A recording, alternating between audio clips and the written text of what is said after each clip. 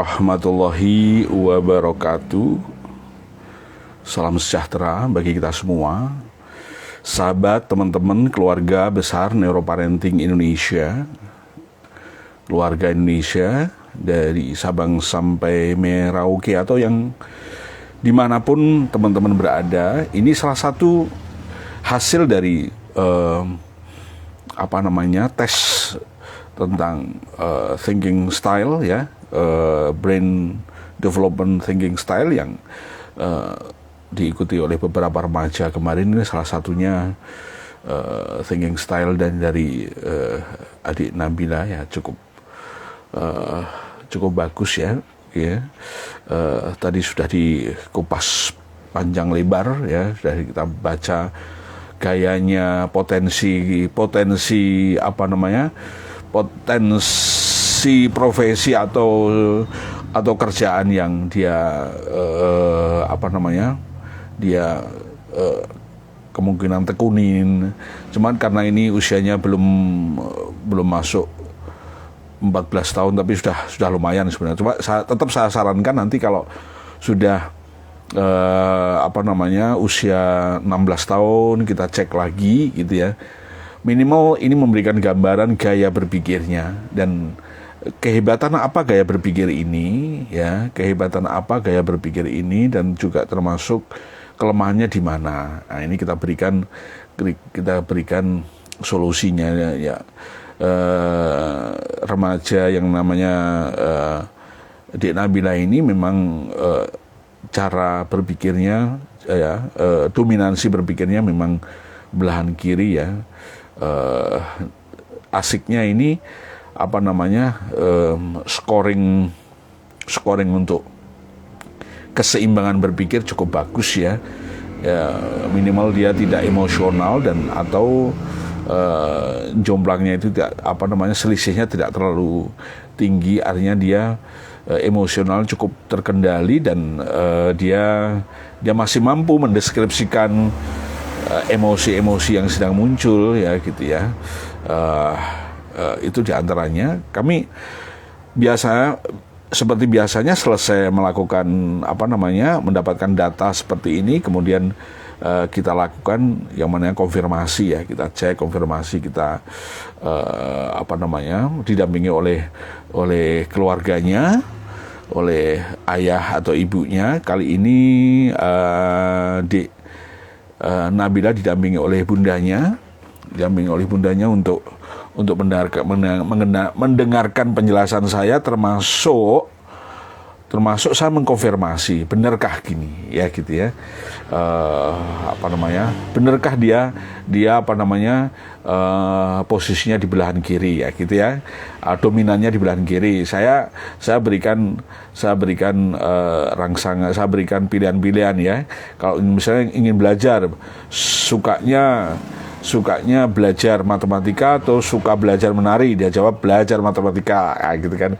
Suka belajar matematika atau suka melukis, dia bilang suka belajar matematika, ya. Dan pertanyaan-pertanyaan semacam itu, ya, sehingga betul-betul mengkonfirmasi bahwa Dek Nabila dominansinya belahan kiri, ya.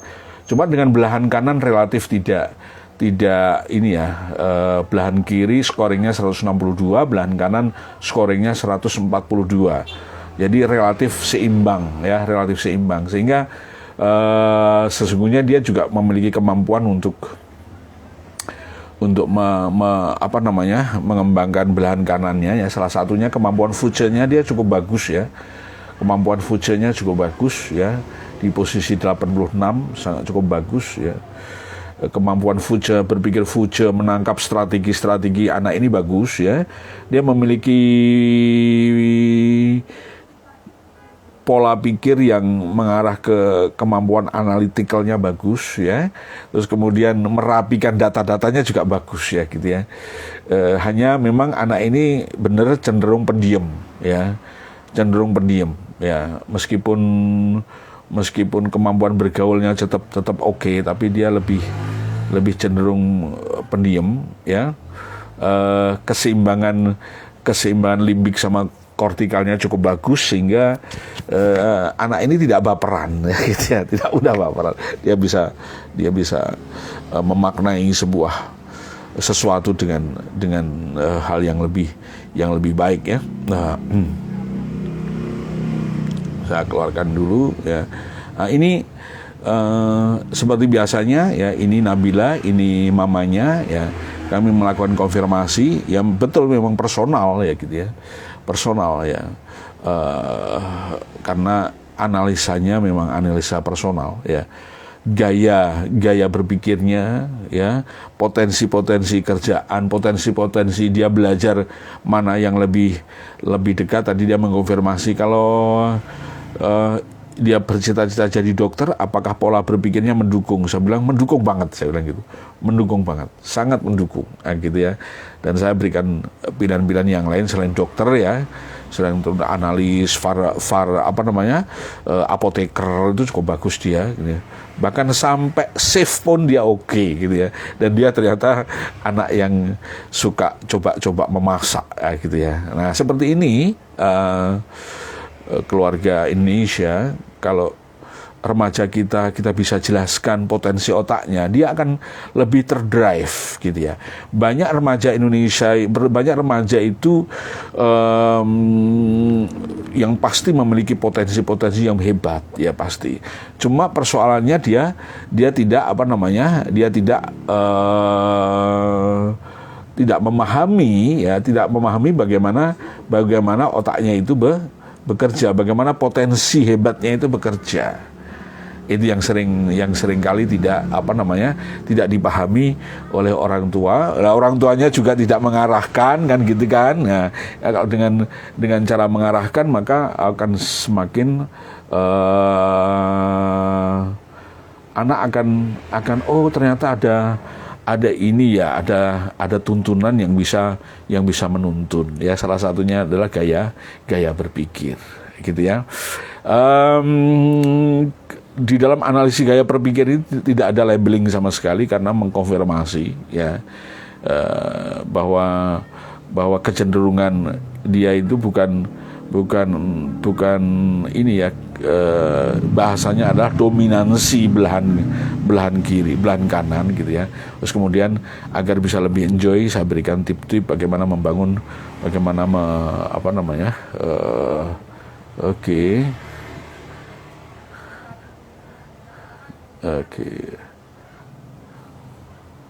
Bentar, saya keluarkan lagi. Ada apakah ini?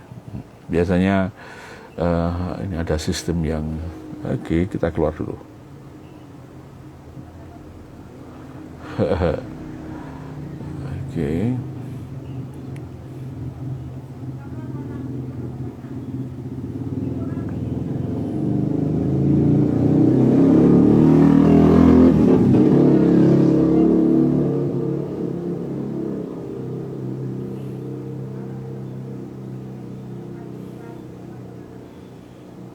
Bentar ya, ini semua bagian dari satu upaya kita untuk lebih memudahkan anak-anak kita mengenali dirinya sendiri ya. Anak-anak kita lebih mengenali dirinya sendiri. Saya save.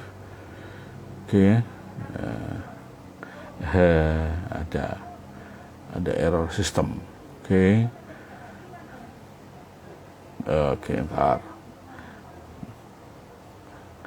Ya, tadi kita menjelaskan tentang ini ya, tentang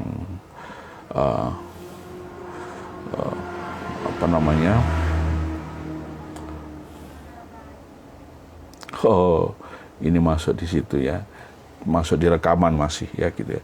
Kita menjelaskan namanya, identitasnya, usianya, diambil kapan, atau terus termasuk dibacanya kapan kan. Nah, dengan cara begini ternyata kita bisa ikut berkontribusi, membimbing, menjadi pembimbing kan. Kalau sudah anak-anak sudah remaja kan menjadi pembimbing kan. Anak-anak sudah remaja kita menjadi membimbingnya anak itu gitu ya. Sehingga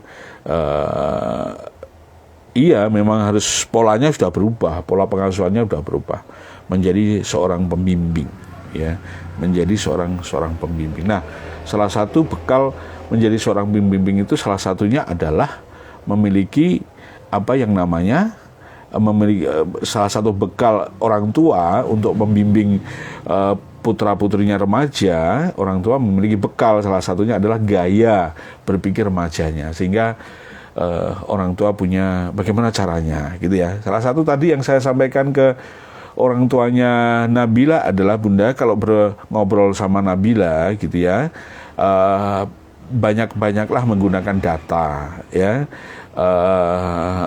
Jangan terlalu banyak muter-muter cara berpikirnya, antara berkomunikasinya, gitu. Bahkan kalau Nabila ini memiliki apa namanya kekeh terhadap sebuah pilihan dan ternyata pilihannya itu kurang tepat, kalau untuk melonggarkan pilihan itu, ya, Bunda bisa berkomunikasi melalui satu pendekatan yang namanya pendekatan data dan informasi. Gitu ya. Jadi dengan cara begini orang tua memiliki satu bekal, ya, satu bekal lagi untuk mendampingi putra-putrinya sedemikian rupa sehingga menjadi lebih komprehensif dalam pengasuhannya. Ini kita lihat. Nabila memiliki ini salah satu dominansi berpikir pakai belahan kiri, ya. Jadi cenderung analitik, gitu ya. Cenderung data, ya. Lebih suka matematika daripada sejarah, gitu ya. Biasanya gitu. Baik, jadi teman-teman, bagi teman-teman yang memiliki remaja-remaja, gitu ya, saatnya dipetakan, ya. Ini tekniknya sederhana, ya. Kita bisa minimal bisa tahu style of thinkingnya, gaya berpikirnya, minimal itu. Dari situ kita bisa membuat ancer-ancer, ya, gitu ya. Laksana berlayar gitu, kita sudah tahu kompasnya. Oh, prioritasnya ke sini dan mana yang diperbaiki, mana yang harus dilatih dan seterusnya, gitu ya. Kelas ini nanti akan ada lagi kelas yang namanya Unleash Great Potential of Teenage Brain. Jadi istilahnya remaja-remaja ini kan potensial gritnya kan luar biasa, gitu ya. Kehebatannya remaja ini luar biasa. Cuma banyak yang nggak tahu aja, ya. Banyak nggak tahu, sehingga bagaimana cara mengarahkan, nah itu yang lebih penting, ya, teman-teman. Nah, teman-teman yang sudah mendengar program ini bisa, ini nanti kan live langsung di ini, ya, di Instagram, ya. Teman-teman bisa sampaikan ke ke khalayak yang ramai, ya, gitu ya. Bisa gabung sama-sama, ya. Insya Allah nanti pengumumannya ada juga di Instagram ini, gitu ya. Kita akan buka lagi di akhir Juli, ya. Biayanya amat sangat terjangkau, gitu ya. Jadi pastikan semua bisa remaja kita bisa memahami gaya berpikirnya, sehingga dia akan lebih mudah dalam meng-create potensi-potensi kehebatan yang dia miliki. Demikian, ya, Bunda, ayah Bunda, seluruh keluarga Indonesia, ya. Bila ini baik, dengan senang hati bisa di-forward, bisa disampaikan ke yang lain. Terima kasih. Saya Dr. Amir Zufdi dari Sekolah Neuroparenting. Assalamualaikum warahmatullahi wabarakatuh.